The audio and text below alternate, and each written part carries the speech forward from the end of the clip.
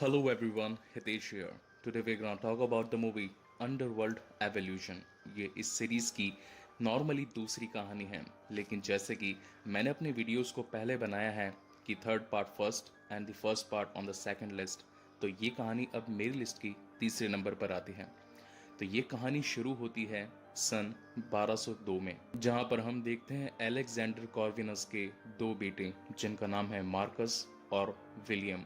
वो दोनों आपस में दुश्मन हैं और आपस में एक जंग लड़ते रहते हैं, जहां पर हम देखते हैं कि मार्कस एक राजा जिसका नाम है विक्टर उससे मदद मांगता है और कहता है कि क्या आप मेरी मदद करेंगे मेरे भाई विलियम को पकड़ने के लिए, क्योंकि वो एक भेड़िया है। वो पूरे शहर में तबाही मचा रहा है, साथ ही मासूम लोगों को मारकर खा रहा है और उन्हें भी एक लाइकन यानी कि एक भेड़िया बना रहा है। अगर आप मेरी मदद करेंगे तो मैं आपको अमरत्व प्रदान करूंगा, यानी कि आप अमर हो जाएंगे और आप कभी भी बीमार नहीं होंगे। तब विक्टर उसकी बात को समझता है और एक नई सेना खड़ी करता है पिशाचों की। अब हम देखते हैं कि वो सभी पिशाच जिनमें विक्टर की सेनापति भी शामिल है जिसका नाम है एमिलिया। हम देखते हैं कि मार्कस, विक्टर और एमिलिया एक गांव में पहुंचते हैं विलियम को रोकने के लिए, लेकिन हम देखते हैं कि उस गांव में विलियम ने ऑलरेडी तबाही मचाई हुई होती है। वो ऑलरेडी वहां के लोगों को काट कर उन नुकसान पहुंचा चुका होता है। तब वहां पर मार्कस विक्टर को कहता है कि हमें जैसे भी हो लेकिन विलियम को रोकना ही पड़ेगा। तब वहां पर विक्टर मार्कस से कहता है कि अगर वो मुझे मिल गया तो मैं उसे जान से मार दूंगा। तो मार्कस कहता है William must not be harm, यानी कि विलियम को कुछ भी नहीं होना चाहिए।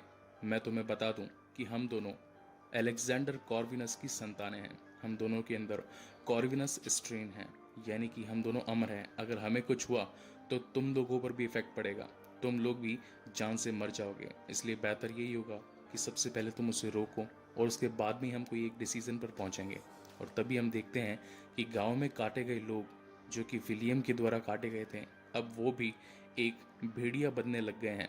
और देखते ही देखते वहां पर कई सारे भेड़िए जमा हो जाते हैं और वो उन पिशाचों की टीम पर हमला करने लगते हैं। और हम देखते हैं कि वहां पर एमिलिया, जिसके पास में एक ऐसा तीर होता है जो कि सिल्वर से बना होता है, वो उन्हें उन भेड़ियों पर मारती है और वो भेड़िए वहीं पर मर जाते हैं। और हम देखते हैं कि वहां पर विलियम भी आ जाता है। अब वो पूरी पिशाचों की टीम उस विलियम को पकड़ लेती है। तब मार्कस विक्टर से कहता है कि इसे मारना मत। तब वहां पर एमिलिया कहती है कि इसके लिए मुझे एक सुझाव आया है, क्यों ना हम इसे आजीवन कारावास की सजा दे दें और इसे एक ऐसी जगह कैद कर दें जहां से ये कभी निकल ही ना सके। विक्टर और बाकी सभी साथी इस बात पर एग्री करते हैं और एक नई कैद बनाने की तैयारी करते हैं। अब यहाँ पर कहानी आती है प्रेजेंट में, जहाँ पर हमें मालूम चलता है कि लाइकन्स के द्वारा एमिलिया और विक्टर, जो कि वैम्पायर्स के दो पूर्वज हैं, उन्हें मार दिया जा चुका है। अब यहाँ पर कहानी में हम देखते हैं कि सेलिन, जो कि एक मौत की सौदागर है, वो नहीं चाहती कि मार्कस का जागरण हो और वो जागते ही सबसे पहले हमें मार दे। तो इसमें बेहतर यही होगा कि हम दोनों जाकर उसे विक्टर और क्रेवन की सच्चाई बता दें ताकि वो हमें जान से बख्श दें। वहीं दूसरी तरफ हम देखते हैं कि क्रेवन, जो लूशियन के कैद की वहां से भागा था, लूशियन से अपना बचाव करके, वो सीधा मार्कस को मारने के लिए उस ताबूत के पास में आता है। लेकिन हम देखते हैं कि जैसे ही क्रेवन उसका ताबूत खोलता है, वो ताबूत टूटा हुआ होता है, उसके अंदर मार्कस होता ही नहीं है। वो अपने सैनिकों को कह देता है कि तुम सभी अपनी बंदूक लेकर तैयार रहो, वो शायद तक यही है, वो कहीं नहीं गया। कि वहां की जमीन टूटती है और उसमें से मार्कस निकल कर आता है और वो एक एक करके सभी को जान से मार देता है। और फिर बारी आती है क्रेवन की। मार्कस क्रेवन को पकड़ लेता है। तब वहां पर क्रेवन मार्कस से कहता है कि अगर तुम मुझे छोड़ दो तो मैं तुम्हारे लिए काफी काम का बंदा साबित होऊंगा। लेकिन तब मार्कस क्रेवन को कहता है कि मुझे तुम्हारी कोई भी जरूरत नहीं है।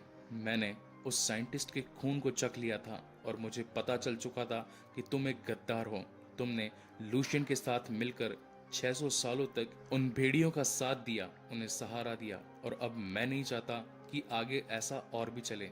और वो उसकी गर्दन पर काट जाता है और उसके बाद में उसकी गर्दन को अपने नुकीले पंखों से काट देता है। दूसरी तरफ हम ये देखते हैं कि सलीन माइकल के साथ में मार्कस के पास आ ही रही होती है, लेकिन क्योंकि वो दोनों थोड़े जख्मी होते हैं तो वो सोचते हैं कि क्यों ना हम पिशाचों की एक और खुफिया जगह पर अपना ठिकाना थोड़े दिन के लिए रख लें, क्योंकि हमारे पास में अब ना तो हथियार हैं और ना ही बंदूकें और ना ही खाना पानी। तो इस वजह से सेलिन माइकल को लेकर पिशाचों की एक न्यू लोकेशन, जिसका नाम होता है लोकेशन 254, वहां पर लेकर जाती है।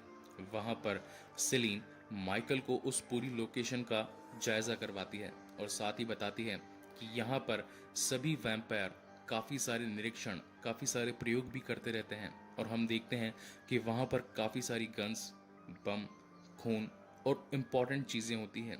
तो सलीन उनमें से कुछ बंदूकें, कुछ खून और कुछ बम रख लेती हैं।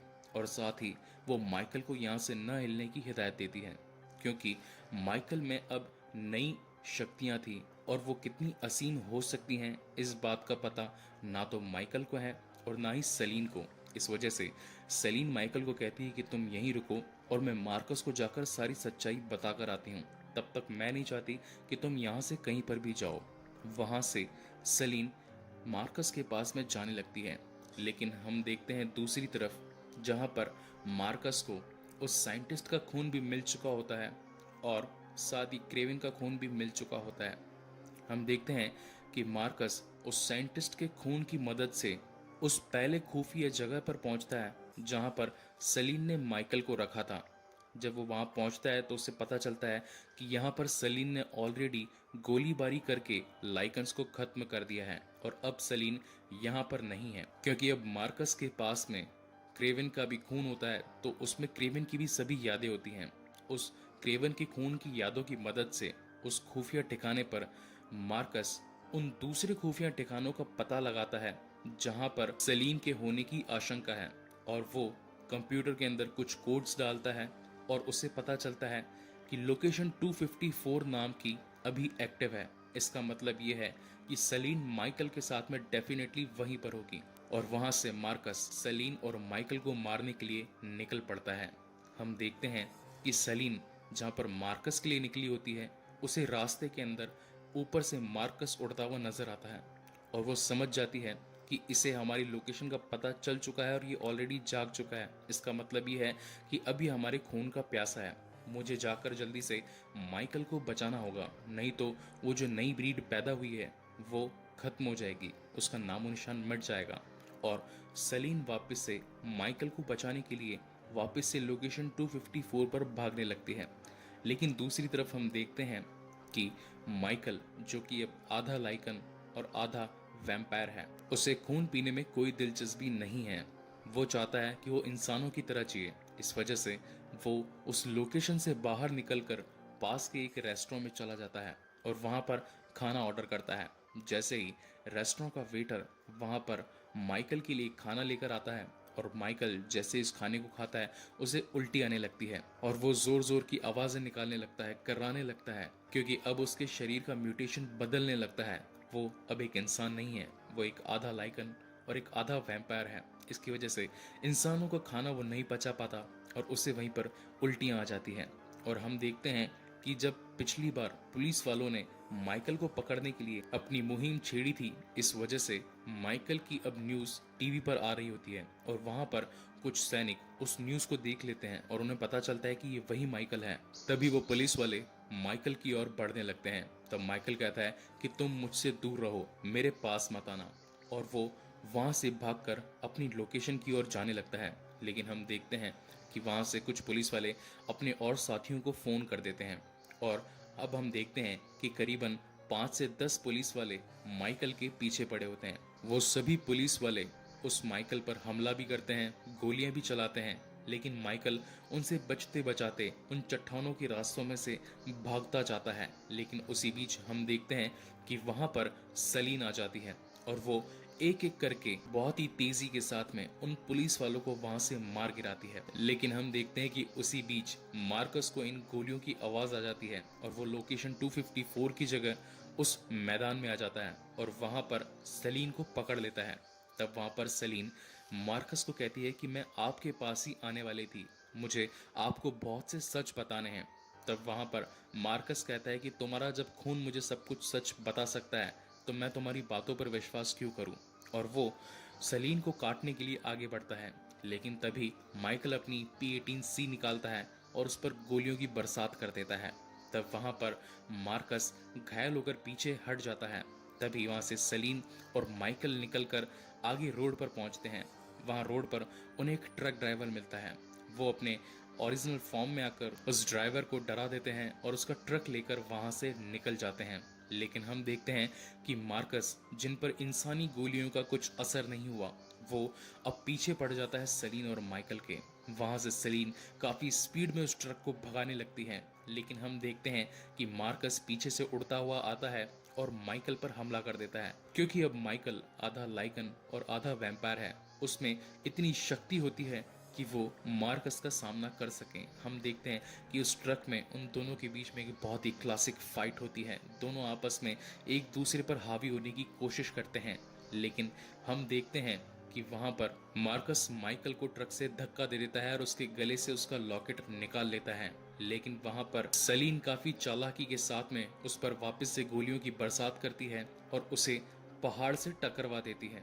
लेकिन फिर भी मार्कस उनका पीछा करने लगता है और वो एक जोर की टक्कर मारता है उनके ट्रक को, जिसकी वजह से ट्रक का बैलेंस बिगड़ता है और वो पहाड़ में 2-3 बार टकरा जाता है।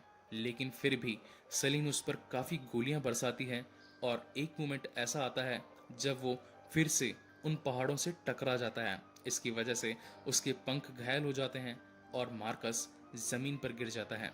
वहां से माइकल फिर से ट्रक पर चढ़ जाता है और वो सलीन के पास में आता है और हम देखते हैं कि सुबह होने वाली होती है। और जैसे ही सुबह होती है, हम देखते हैं कि सलीन के हाथों पर जैसे ही सूरज की किरणें पड़ती हैं, उसके हाथ जलने लगते हैं। तब वहां पर माइकल सलीन को कहता है कि एक काम करो, तुम नीचे छुप जाओ और मैं इस ट्रक को चलाता हूँ। और वो ट्रक को चलाते चलाते एक किसी गैराज में पहुंच जाते हैं। और जैसे ही गैराज के अंदर उनका ट्रक पहुंचता है, वहां पर माइकल उस पूरे ट्रक को एक काले कपड़े से ढक देता है और साथ ही वहां जो कांच की खिड़कियां होती है उनके ऊपर एक काला पेंट फेंक कर मार देता है, ताकि वहां पर जितना ज्यादा हो सके अंधेरा हो जाए। और वो फिर सलीम को एक कंटेनर के अंदर बंद कर देता है ताकि सलीम को अंधेरा मिल सके। लेकिन जब माइकल सलीम को कंटेनर के अंदर लेकर जाता है तो वो देखता है कि सलीम के हाथ और उसका गाल काफी तरीके से जल चुका है उन सूरज की किरणों की वजह से। तो वो वहां पर फर्स्ट एड बॉक्स को ढूंढने लगता है। जैसे ही वो गैराज में से एक फर्स्ट एड बॉक्स ढूंढकर सलीम के पास में आता है तो हमें ये दिखता है कि सलीम के घाव भर चुके होते हैं, क्योंकि सलीम में एक ऐसी एबिलिटी होती है जो कि अपने आप को जितना जल्दी हो सके अपने आप को हील कर लेती है। और हम देखते हैं कि दोनों को आपस में प्यार हो जाता है। वहां पर दोनों आपस में फिजिकल होते हैं। उसी बीच वहां पर सलीन को माइकल का लॉकेट दिखता है और वो कहती है कि तुम्हारे पास ये लॉकेट कहाँ से आया। तब माइकल कहता है कि जब लूशियन और विक्टर के बीच में लड़ाई चल रही थी तब मैंने ये लॉकेट पहन लिया था, और मार्कस जब मुझ पर हमला कर रहा था तो उसे भी ये लॉकेट चाहिए था। आखिर इस लॉकेट में क्या खास बात है। तब सलीन उस लॉकेट को उठाती है और उसके बीच में जो बटन होता है उसे दबाती है तो एकदम से उस लॉकेट के चारों कोने खुल जाते हैं और उसे अपनी एक पुरानी याद आती है। वो ये सोचती है कि इस लॉकेट को मैंने अपने बचपन में भी देखा है। ये बात 800 साल पहले की थी जब मैंने इस लॉकेट को देखा था, लेकिन अब मैं इस लॉकेट के बारे में कुछ नहीं जानती, मगर एक शख्स है जो हमें इस लॉकेट के बारे में बता सकता है। इससे हमें ये पता चल जाएगा कि आखिर मार्कस इस लॉकेट को क्यों पाना चाहता है। और वहां से वो दोनों रात में एक दूसरी कार लेकर माइकल और सलीन टेनिस के पास पहुंचते हैं। टेनिस जो कि एक इतिहासकार है उन पिशाचों और भेड़ियों का। उसके ठिकाने पर जाकर हमें ये पता चलता है कि टेनिस भी उन पर कैमरे के थ्रू नजर रखे होता है। और थोड़ी ही देर में हम देखते हैं कि टेनिस नहीं चाहता कि उसके ठिकाने पर कोई भी वैम्पायर या फिर कोई भी वेयरवुल्फ आए। इस वजह से वो एक सीक्रेट रास्ता खोल देता है और सलीन न चाहते हुए भी उस रास्ते में गिर जाती है और वो उस रास्ते को बंद कर देता है।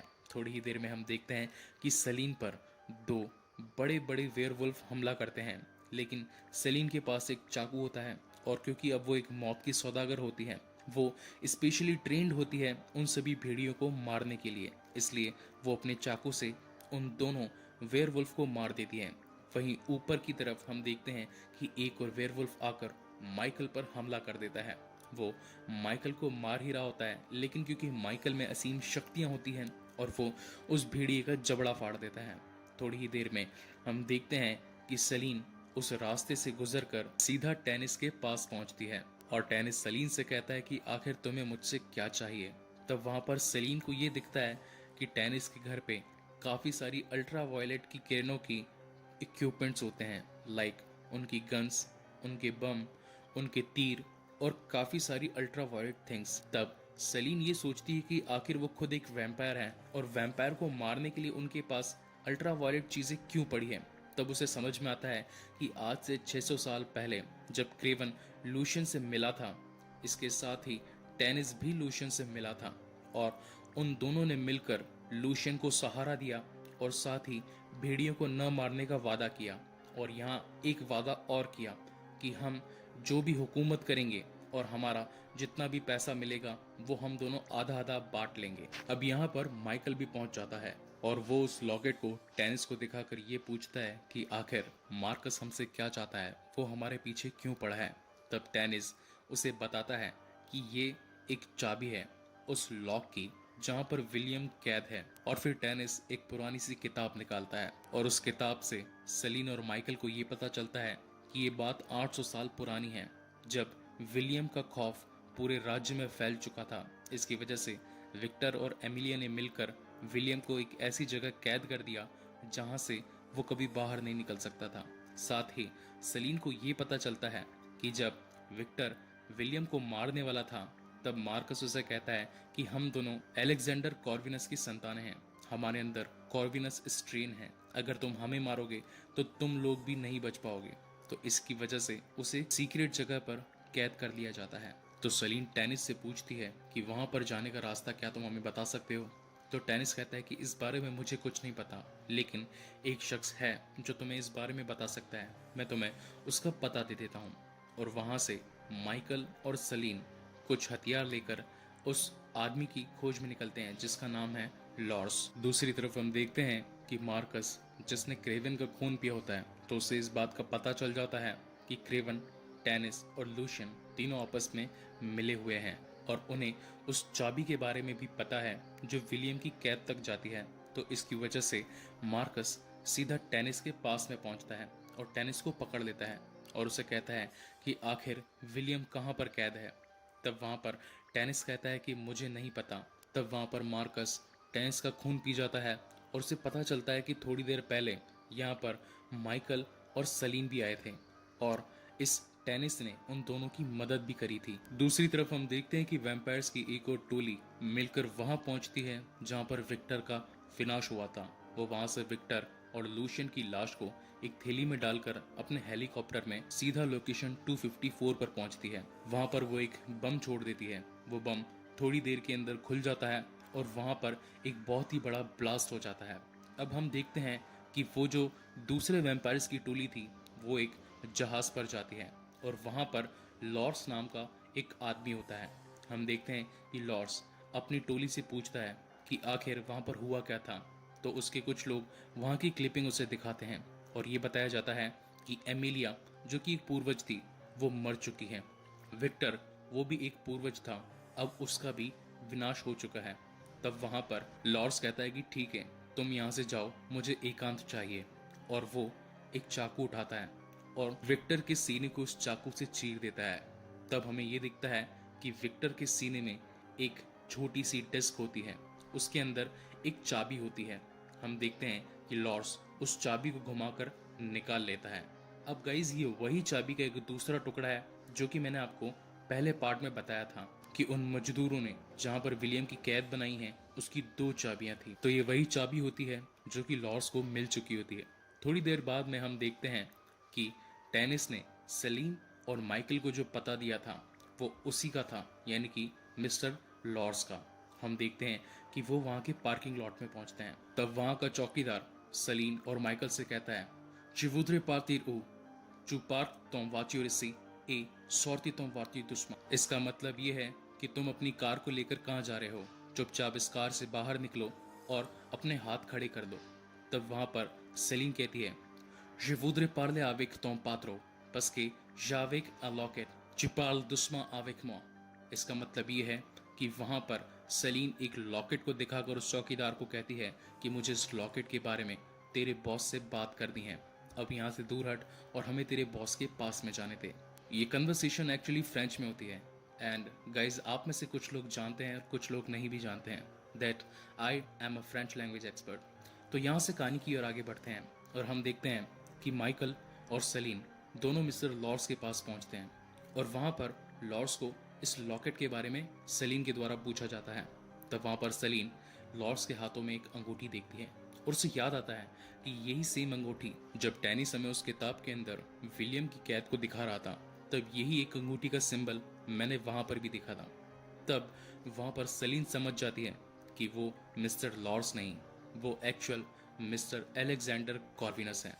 और तब वहां पर एलेक्जेंडर कॉर्विनस कहते हैं कि ये नाम मुझे काफ़ी सदियों पहले मिला था और अब इस नाम से मुझे काफ़ी कम लोग ही जानते हैं। तुम दोनों यहाँ पर क्यों आए हो और मुझसे क्या चाहते हो? तब वहाँ पर सलीन अलेक्जेंडर को कहती है कि आपके दोनों बेटे, जो कि एक भेड़िया और एक वैम्पायर हैं, उसमें से जो मार्कस यानी कि वैम्पायर है, वो हमारे पीछे पड़ा है और वो हमें जान से मारना चाहता है और साथ ही वो इन चाबियों के पीछे भी पड़ा है। आखिर इन चाबियों को क्या राज है और क्या आप हमारी मदद करेंगे मुझे उस टापू तक पहुंचाने की जिसकी हेलोजिनेशन मुझे बार बार आती रहती है? तभी हम देखते हैं कि वहां पर मार्कस आ जाता है और तभी हम देखते हैं कि वहां पर मार्कस अपने नुकीलेपन के साथ में माइकल को जख्मी कर देता है और उसे जमीन पर पटक देता है। हम देखते हैं कि माइकल, जिसके पास में अभी आधी लाइकन और आधी वैम्पायर्स की शक्तियां हैं, वो फिर से मार्कस का सामना करने लगता है। लेकिन क्योंकि अब मार्कस को काफी गुस्सा आ चुका होता है, इसकी वजह से वो वहीं पर माइकल को एक खूंटे में गाड़ देता है और उसे जान से मार देता है। इस बात का पता सलीन को चलता है और सलीन उसे बचाने के लिए उसके पास पहुंचती है। लेकिन हम देखते हैं कि मार्कस सलीन पर भी भारी पड़ता है और वो अपने नुकीले पंख से सलीन को भी जख्मी कर देता है। जख्मी हो जाने की वजह से सलीन का खून भी टपकने लगता है और मार्कस उस खून को चखता है। तब उस खून की यादों से उसे पता चलता है कि बचपन में सलीन के माता पिता ने ही उस टापू में एक कैद बनाई थी जहां पर विलियम कैद है और वो सलीन के हाथों से उस चाबी को लेकर वहां से भाग जाता है। और हम देखते हैं कि सलीन को माइकल की डेड बॉडी दिखती है। सलीन काफ़ी नाराज़ होती है और रोने लगती है और माइकल को जगाने की कोशिश करती है, लेकिन क्योंकि माइकल मर चुका होता है और उसमें कोई भी हलचल नहीं होती, तब वहाँ पर सलीन अपना हाथ काटती है और अपना खून उसकी बॉडी के अंदर डालने लगती है ताकि कोई हलचल हो। लेकिन हम देखते हैं कि वहाँ पर कोई भी हलचल नहीं होती और माइकल की बॉडी जैसी की तैसी पड़ी रहती है। हम देखते हैं कि मार्कस माइकल को मारकर सीधा अपने पिता अलेक्जेंडर कॉर्विनस के पास पहुंचता है और उनसे उस दूसरी चाबी की मांग करता है। तब वहां पर अलेक्जेंडर कहते हैं कि मैं तुम्हें वो चाबी नहीं दूंगा, अगर मैंने तुम्हें वो चाबी दी तो तुम इस पूरी दुनिया के लिए एक विनाशकारी इंसान साबित होगे।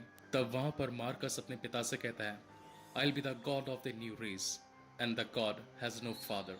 इसका मतलब ये है कि अब मार्कस चाहता है कि वो वैम्पायर्स का एक नया साम्राज्य, एक नया समुदाय खड़ा करे और वो उनका भगवान बन जाए और भगवान का कोई भी पिता नहीं होता।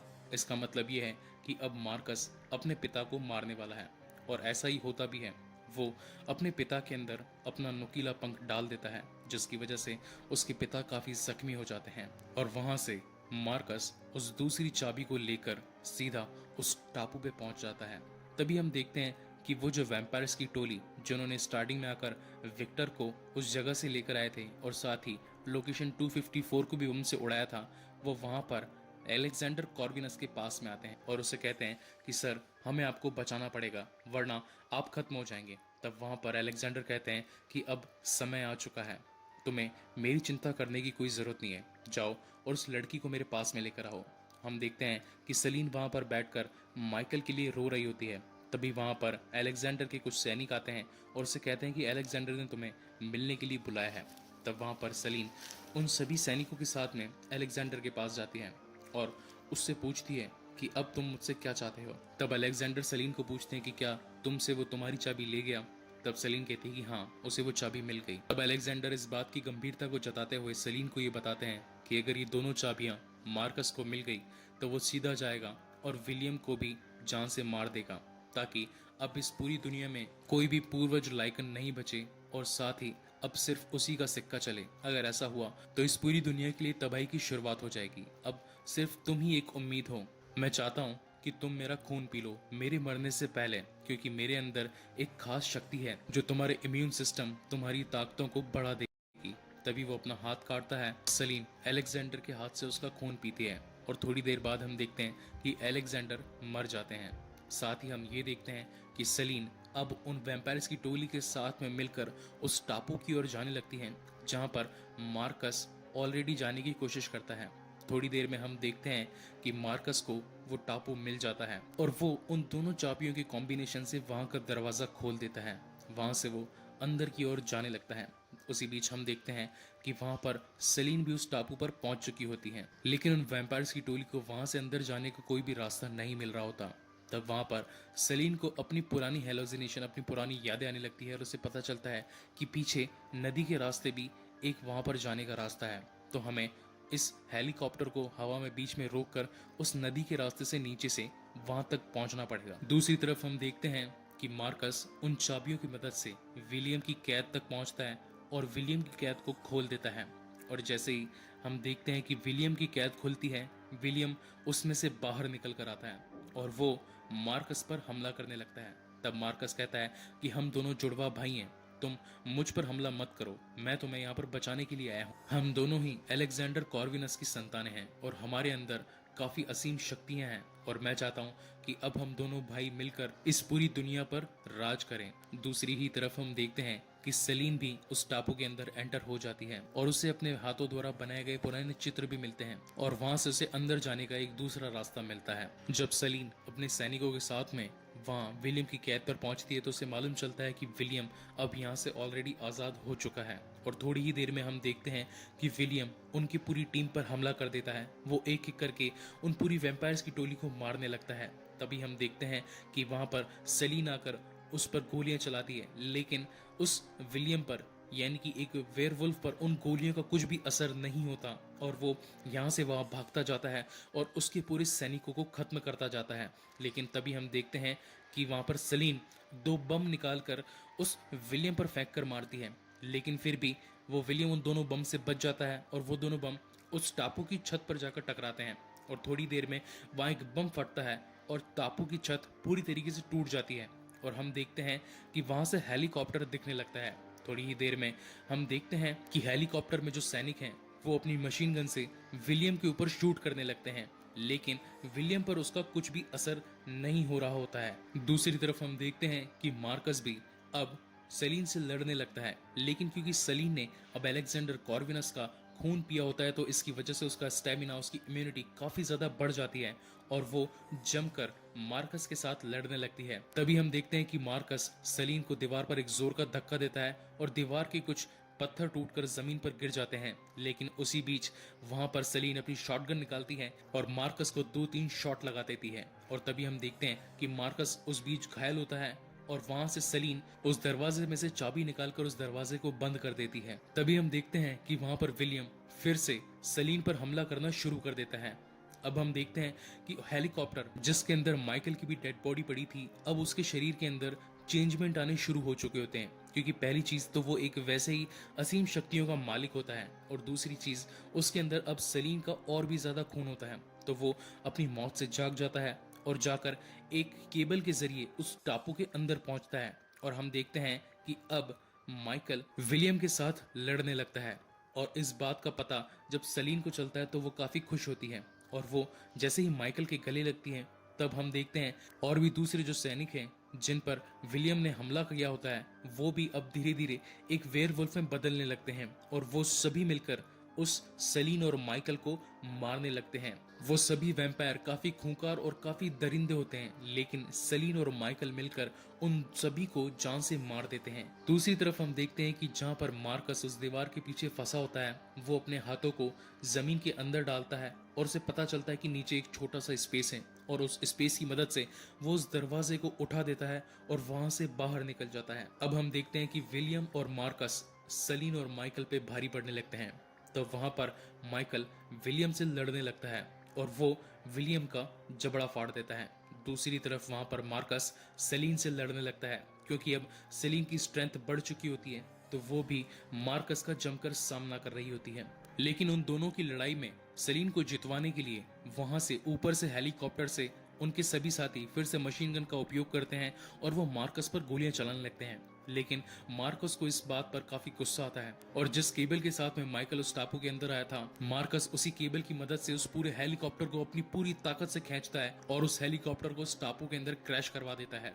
हम देखते हैं कि वहां पर सेलिन फिर से मार्कस के साथ में लड़ने लगती है, लेकिन क्योंकि अब मार्कस का भाई विलियम उसे माइकल ने मार दिया होता है, तो इस वजह से मार्कस को और भी ज्यादा गुस्सा आता है और वो अपना नुकीला पंख सलीन के शरीर के आर पार कर देता है और वो सलीन से कहता है कि विक्टर को तुम्हें बचपन में ही मार देना चाहिए था। लेकिन हम देखते हैं कि सलीन उसका वो नुकीला पंख तोड़ देती है और अपने शरीर से निकालकर उसकी गर्दन में डाल देती है और मार्कस को हेलीकॉप्टर के पंखों में धक्का दे देती है, जिसकी वजह से मार्कस की बॉडी टुकड़ों में कट जाती है और हम देखते हैं कि अब सभी का विनाश हो चुका है। वहां पर अब सिर्फ और सिर्फ माइकल और सलीन बचे हैं। तभी हम देखते हैं कि सुबह हो जाती है और सूरज की पहली किरण गिरती है और हम देखते हैं कि अब उन सूरज की किरणों से सलीन पर उनका कुछ भी असर नहीं होता और यहाँ पर ये कहानी खत्म होती है। यहाँ से हमें ये पता चलता है कि सलीन और माइकल अब इनके सामने एक नई दुनिया है, एक नया रास्ता है, एक नई खोज है और वहां से अब वो दोनों एक नई दुनिया को शुरू करने के लिए निकल पड़ते हैं। गाइस, आपको ये मूवी कैसी लगी प्लीज मुझे लाइक और कमेंट करके जरूर बताएं। इसका चौथा पार्ट मैं अपने चैनल पर जल्दी ही अपलोड करूंगा। अगर आपको ये वीडियो अच्छा लगा हो तो प्लीज इसे लाइक करें और मेरे चैनल को सब्सक्राइब करें। Thank you very much for watching this video.